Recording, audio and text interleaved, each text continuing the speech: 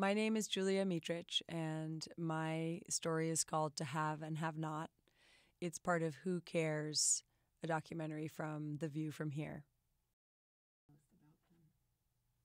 My subjects are Rick and Marianne Rayburn. They are a retired couple in their 60s in Sacramento. And one thing I really admire about them is their connection to each other. They have been through a lot together. Marianne's had 3 or 4 different illnesses and conditions develop over the past 7 years. And they find ways to stay close through every part of the day, no matter how difficult it is.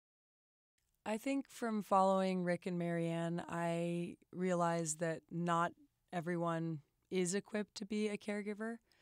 Being a caregiver is extremely strenuous. It takes a lot of stamina. It takes mental wherewithal. It takes physical health. And sometimes the best thing for a family member to do is actually to say, I can't do this all alone, or I can only do part of this, and I really need help. That's something that I took away from watching Rick manage his around-the-clock caregiving role.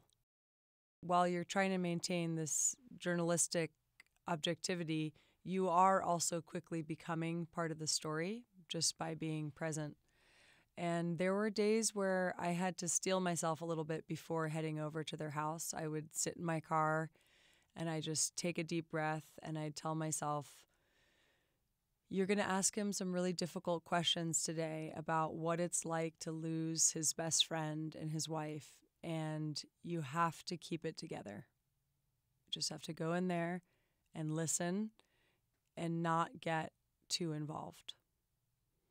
And that really stretched me as a reporter. And I look forward to working on other stories where there is that kind of emotional involvement. And I know now to be prepared.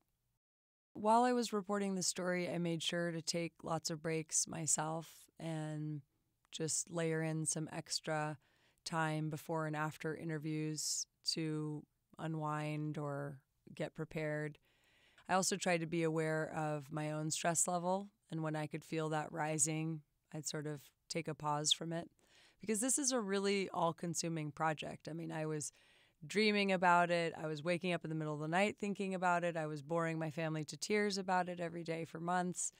And you have to be careful that you don't overdo it by becoming too consumed by the story.